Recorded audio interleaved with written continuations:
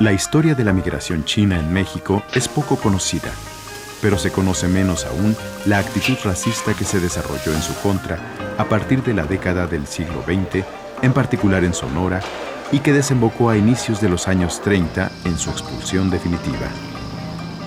Desde su llegada a los estados de Baja California, Sinaloa y Sonora, los chinos se mostraron sumamente trabajadores, primero como jornaleros agrícolas y en la construcción del ferrocarril, después como pequeños comerciantes y vendedores ambulantes. Al comienzo crearon un mercado interno para abastecer a sus paisanos, pero paulatinamente ofrecieron también a los mexicanos servicios que no existían antes, como las lavanderías o la venta ambulante de verduras. Sus costumbres austeras les permitieron ahorrar y prosperar. En poco tiempo se hicieron de una clientela cautiva gracias a la cordialidad en su trato y a la gran variedad de productos que ofrecían. A ellos se atribuye la introducción de la práctica del pilón y el servicio a domicilio.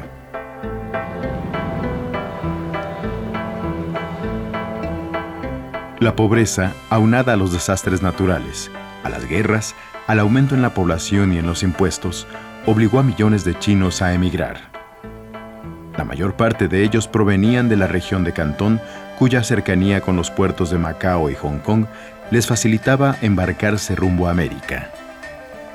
Otra razón de los chinos por abandonar su país fue la quimera de volverse rico al descubrirse oro en California a mediados del siglo XIX, lo que atrajo a miles de migrantes de distintas regiones del mundo. En 1852 ya había en la costa del Pacífico unos 25,000 chinos. 30 años después, sumaban 150,000. Hacia 1860, las minas de oro se habían agotado, y el censo de ese año arrojó los siguientes datos.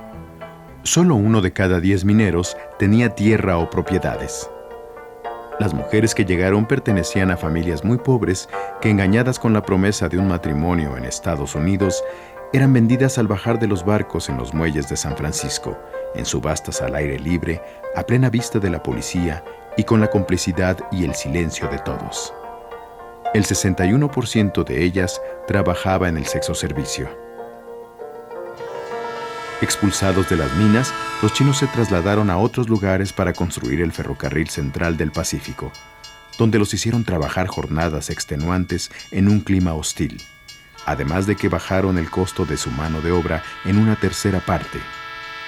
Con herramienta y dinamita rudimentarias, tajaron caminos en precipicios de hasta 500 metros, donde muchos de ellos murieron.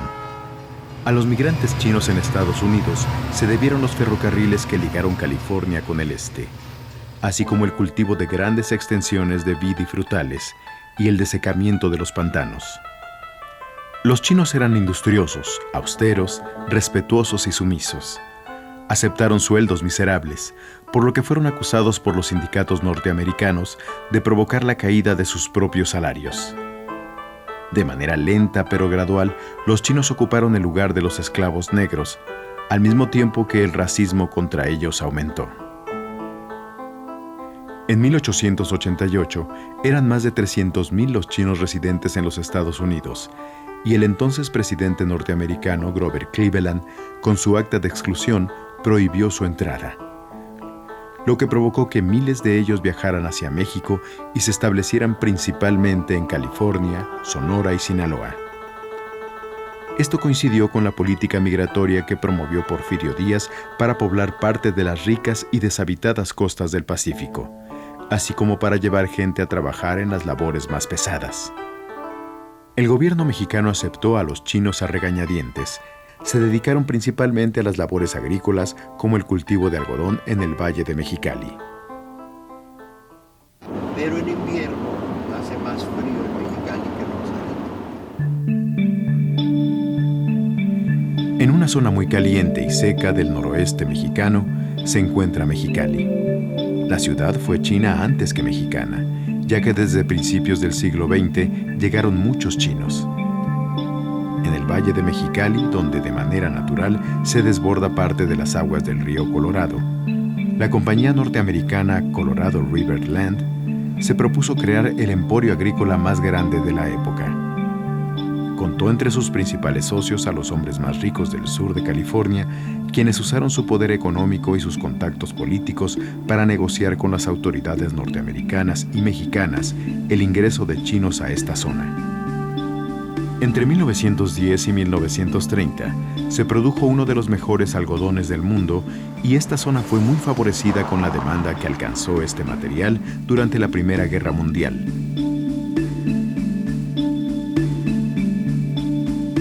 La sobreexplotación y las pésimas condiciones de vida a que eran sometidos los chinos en el trabajo agrícola o en las minas provocaba un rápido desgaste y deterioro. Las enfermedades laborales, el cansancio crónico, la falta de esperanza y el desánimo general inducían a la muerte a muchos de ellos al poco tiempo de haber llegado. Pues mi impresión de los chinos, digamos en términos generales, es favorable, porque contribuyeron en una etapa muy importante del desarrollo de Mexicali, cuando se iniciaba. Una de las actividades más importantes que realizaron los chinos aquí en el Valle de Mexicali fue precisamente la pizca del algodón. Separar el algodón de la fibra del casquillo y entonces todo esto se lleva a despepitar, o sea, un proceso por medio del cual se les separa la fibra de la semilla. Esto nunca fue desierto. Eso es otra de las cosas que deben tenerse muy presentes. Aquí se inundaba, el río inundaba la mayor parte del Valle de Mexicali. En verano venían las crecientes, se inundaba la tierra y más o menos en septiembre bajaba, el agua se reducía el volumen y todas las tierras podían aprovecharse para la siembra. El río Colorado era la única fuente de agua. Aquí el temporal no servía para nada porque tenemos una precipitación de 75 milímetros anuales. Entonces la agricultura, todo el auge agrícola que hubo en Mexicali y que actualmente se riegan alrededor de 200,000 hectáreas, los valles de Mexicali y de San Luis, es por el agua que viene por el río. Mi abuelo trabajaba con una de las compañías que rentaban las tierras para producir algodón, por eso se quedó aquí en Mexicali. Entonces muchos vinieron porque lo contrató la Colorado River Company y otros se vinieron porque después cuando se hicieron un auge, el Valle de Mexicali en los años principios de los 20 y 1915 para adelante, empezó a organizarse Mexicali porque ya había una población considerable de chinos aquí en Mexicali. Inclusive en 1915 se organizó la Asociación China de Mexicali. Tuvieron negocios de lavandería, barrotes, zapaterías, tienda de ropa, todo tipo de comercio organizado, pues se quedaron aquí. Si ustedes ven Mexicali, el primer cuadro de la ciudad donde están los edificios más antiguos, todos tienen sótano, tienen subterráneo.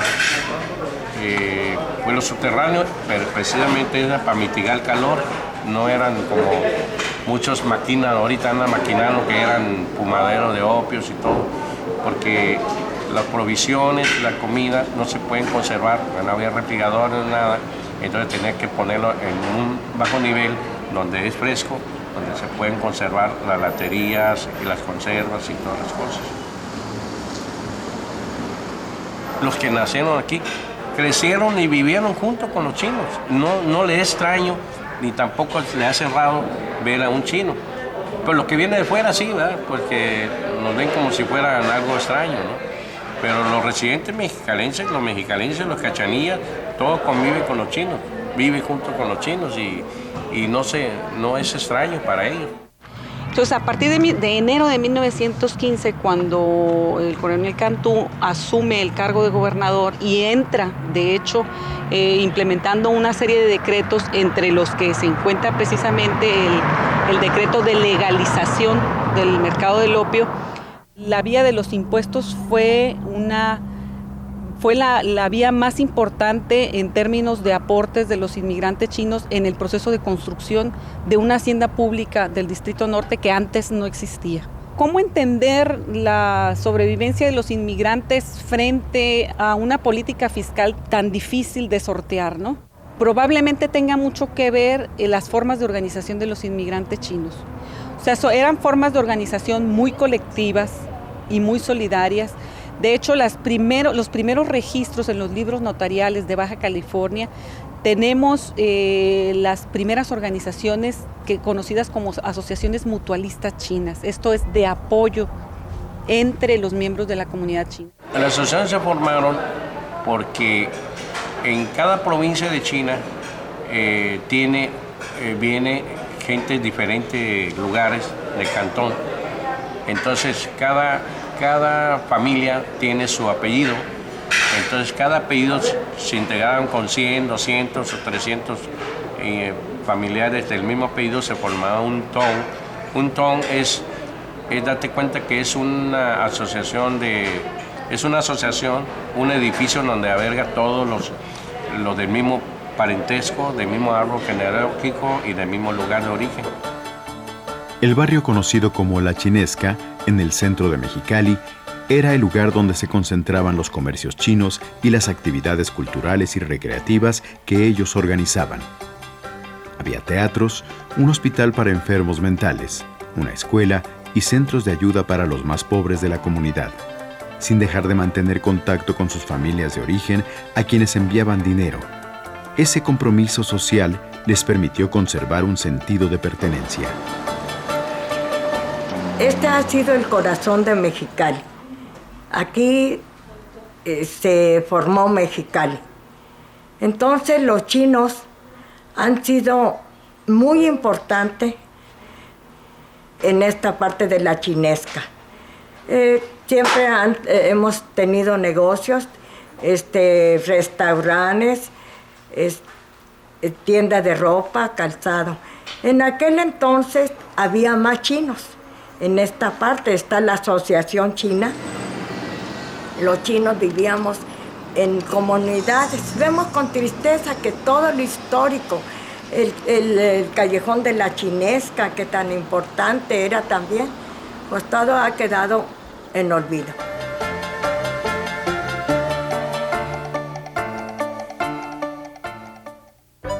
En Tijuana se establecieron chinos que salieron de Estados Unidos y años después aquellos que serían expulsados de Sonora.